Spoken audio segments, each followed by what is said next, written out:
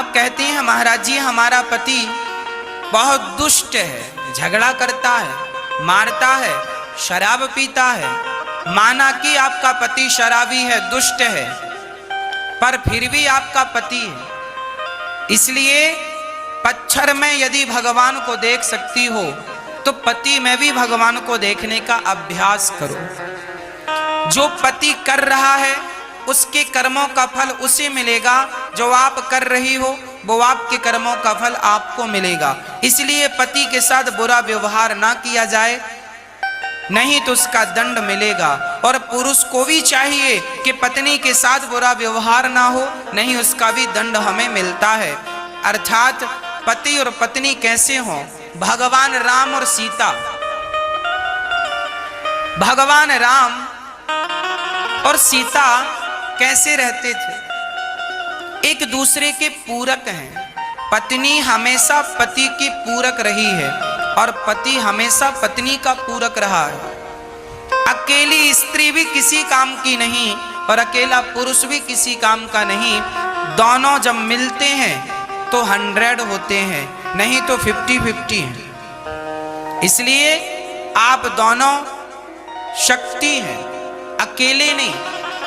भगवान राम और सीता दोनों पति पत्नी थे, कितने आनंद से रहते थे। कृष्ण और रुक्मणी कितने आनंद से रहते थे। कृष्ण और राधा, राधा भी पत्नी है, भगवान की विवाह हुआ है। राधा के साथ कृष्ण कितने आनंद से रहते, आज भी मंदिरों में राधा के साथ ही खड़े हैं। जब भगवान अपनी गृहस्थी बड़े आनंद से चलाते हैं तो भगवान हम लोगों को यही तो संकेत देते हैं, तुम भी गृहस्थ में रहो, पर गृहस्थी तरीके से चलाओ। पति कोई गलती करे तो पत्नी उसे समझाए, उसे कहे बात सही है, पर झगड़ा ऐसा ना हो कि आपके रिश्तों में खटास आ जाए।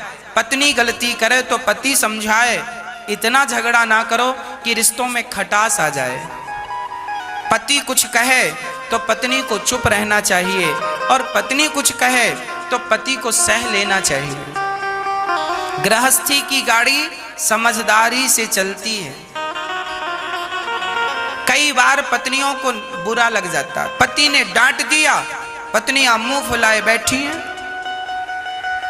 बहुत ज्यादा डांट दिया तो झोला उठा के ससुर मायके। चूहे की दौड़ बिल तक, चूहा भागेगा तो कहां जाएगा? बिल में। स्त्री भागेगी कहां जाएगी? मायके। समाधान नहीं है इससे। पति जब गाली दे, पति जब डांटे तो क्या करना चाहिए? आप उसकी अर्धांगिनी हैं, स्त्री हैं आप दुर्गा हैं, आप क्षमा की मूर्ति हैं, आप मां हैं। आपके अंदर ममता होनी चाहिए, करुणा होनी चाहिए। पति डांट रहा है, गाली दे रहा है, आपकी मां को गाली, आपके पिता को गाली, कोई बात नहीं। आपका स्वभाव, जैसा थोड़ी देर पहले मैंने कहा कि लोहा पत्थर धूप में गर्म हो जाता है पर हीरा धूप में ठंडा रहता है। तात्पर्य यह हुआ, पति की इतनी गालियां खाने पर भी आपका स्वभाव शीतल ही रहे, ठंडा ही रहे।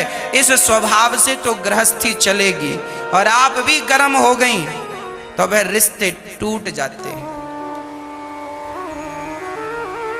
एक पत्नी बोली, गुरुजी हमारा पति बहुत गाली देता है। हमने कहा आपका पति आपसे प्यार करता है कि नहीं?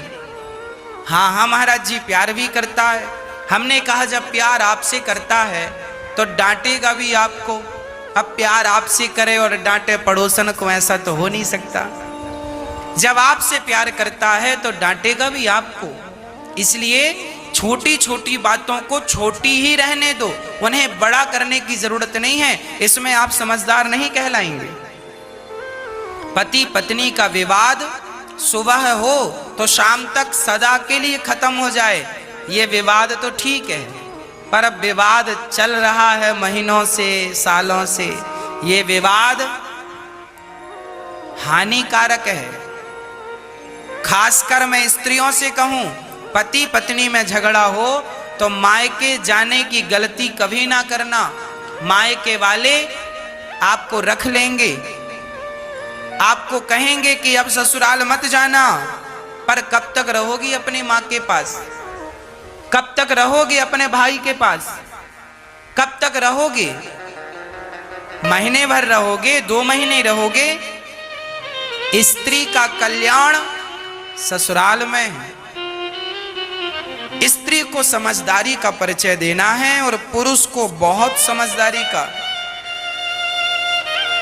खासकर ये जो आज बच्चे शादी कर लेते हैं, शादी के बाद हम देखते हैं तलाक हो जाता है। क्यों होता है? केवल समझदारी की कमी से। आप थोड़ा सा समझदारी का परिचय देंगे, दोनों में थोड़ी थोड़ी समझदारी होगी, गंभीरता होगी। एक बार एक संत से एक आदमी ने कहा, महाराज मैं शादी करूं कि ना करूं? आपने की है, आपका अनुभव क्या है? तब बड़े महात्मा ने कहा, बेटा शादी करना अच्छी बात है, पर शादी तब करना चाहिए जब आपके अंदर सहनशीलता आ जाए। यदि सहनशीलता है तो शादी कर लेना, और सहनशीलता नहीं है तो शादी बिल्कुल ना करना। शादी के बाद सहन करना पड़ता है, पत्नी की भी सहन करना पड़ता है, पति की भी सहन करना पड़ता है, परिवार की भी सहना पड़ता है। शादी कर लोगे, पति पत्नी आप हो, कल भाई ताना मारेगा, कमाता कुछ नहीं है, खाता रहता। जेठानी ताना मारेगी, देवरानी ताना मारेगी, कुछ कमाता धमाता नहीं है, खाती रहती है, टुकड़ों पे पलते रहते हो। कोई भी कुछ भी कह सकता है। इन सारी बातों को सहन करना चाहिए, और सहन करते हुए अपनी गृहस्थी बड़े आनंद से चलाना चाहिए। और मैं आपको एक निवेदन और कर दूं, आज मैं देखता हूं भाई भाई, छोटा भाई कमाता है, बड़ा भाई खाता है, या बड़ा भाई कमाता है, छोटा भाई खाता है। जो आदमी कमाता है ना, बड़ा भाई कमाता है, तो बड़े भाई की पत्नी छोटे भाई को ताना तो मारेगी, देवर को, है मेरा देवर पड़ा पड़ा खाता, कुछ कमाता तो है नहीं। इसलिए मैं कहता हूं, आपको किसी के टुकड़ों पे पलने की जरूरत नहीं है। आपकी भौजाई आपको ताना मार रही है, आपका भाई आपको ताना मार रहा है, ठीक मार रहा है। क्यों नहीं कमा कर खा रहे हो? क्यों तुम दूसरों के टुकड़े पे पल रहे हो? अरे दूसरों की हलवा पूड़ी और खुद की कमाई की बासी रोटी खाकर नमक के साथ रहो, पर अपनी कमाई का खाओ। दूसरों की कमाई के 56 भोग भी खाने नहीं चाहिए। बड़ा भाई कमाता है, छोटा भाई पड़ा पड़ा खाता है, स्वाभाविक कहेगा ठीक कहता है। बड़ी भौजाई कहती है ठीक कहती है, तुम कमा कर क्यों नहीं खा रहे हो? और बाद में रोते हो, हमारी भाभी ने ये कहा वो कहा। अरे भाई ठीक कहा, क्यों पड़े हो? क्यों नहीं कमाते हो? इसलिए शादी करने के पहले भी आप ये निर्णय कर लीजिए कि आपकी पत्नी को आप क्या खिला पाएंगे अपनी कमाई से, क्या उसे कपड़े पहना पाएंगे अपनी कमाई से, क्या अपने बच्चों को अच्छे स्कूल में शिक्षा दे पाएंगे। यदि इतनी व्यवस्था है, आपके अंदर कुछ करने की ताकत है, तो विवाह करो। दूसरों के भरोसे में पत्नियां ना लाया करो कि मेरा भाई कमाता है तो मैंने शादी कर ली, भाई के टुकड़ों पे पलता रहूंगा।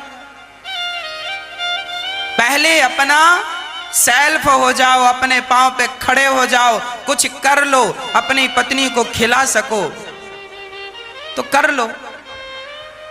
इसलिए विवाह करने के पहले बहुत विचार करना चाहिए।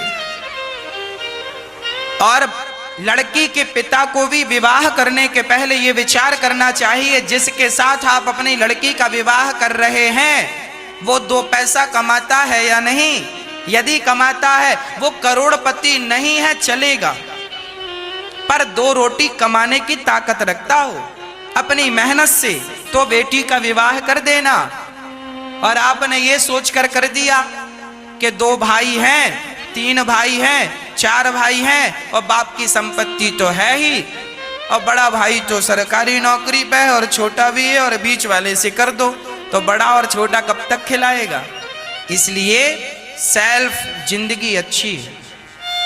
ये गृहस्थी के छोटे छोटे से नियम हैं, इन नियमों को फॉलो करते रहोगे, पैसे कमाते रहोगे, परिवार का भरण पोषण करते रहोगे तो आनंद बना रहेगा, और दूसरों के टुकड़े में पलोगे और भ्रष्टाचार गलत करोगे तो भी घर में विवाद होगा। इसलिए जितनी ईमानदारी से आप कमाते होंगे, जितनी ईमानदारी से आप खाते होंगे, आप उतने सुखी होंगे, और जितनी बेईमानी से कमाकर खाते होंगे आप उतने दुखी होंगे। गृहस्थी के कुछ फंडे हैं, उन नियमों को फॉलो कीजिए।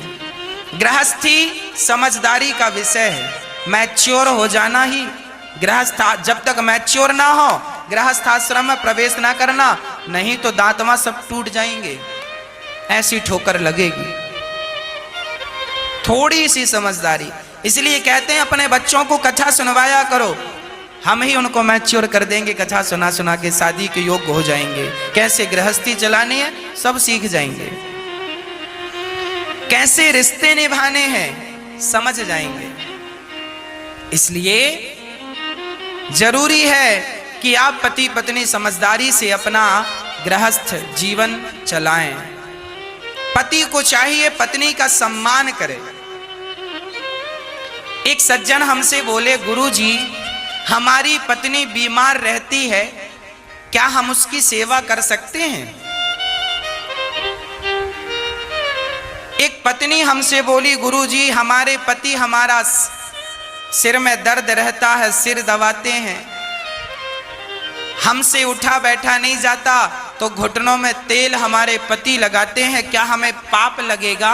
हम पति से सेवा करवाते हैं, क्या हमें पाप लगेगा? हमने कहा नहीं, जैसे पत्नी का धर्म है कि पति की सेवा करे, यदि भगवान ना करे आपकी पत्नी पर कोई संकट आ गया तो पति ही तो उसकी सेवा करता है। मतलब पति और पत्नी एक दूसरे के पूरक हैं। केवल पत्नी सेवा करे पति की ऐसा नहीं है। यदि पत्नी पर कोई आपातकाल आ जाए, विपत्ति आ जाए, शारीरिक कष्ट आ जाए तो पति भी उसकी सेवा कर सकता है।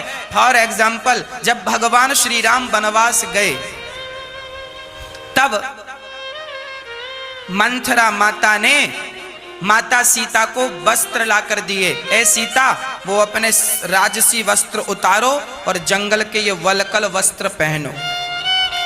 मंथरा ने जब वस्त्र दिए तो सीता माता जंगली वस्त्र, जंगल में साधु सन्यासी का जो कपड़ा है वो एक राजमहलों में रहने वाली राजकन्या, उससे थोड़ी बनेगा। सीता माता को समझ नहीं आया कि इन्हें पहनना कैसे है। तब भगवान श्री राम, देखिए पति कैसा है, भगवान श्री राम गए और माता सीता को अपने हाथ से उन कपड़ों को पहनना सिखाया, पहना कर बताया, सीता इसे ऐसे पहनना है, इसे ऐसे ऐसे पहनो। भगवान राम सीता को कपड़े पहनना सिखा रहे हैं। जंगल में जब सीता के पांव में कांटे चुभ जाते हैं ना तो भगवान राम माता सीता के कांटे निकालते हैं।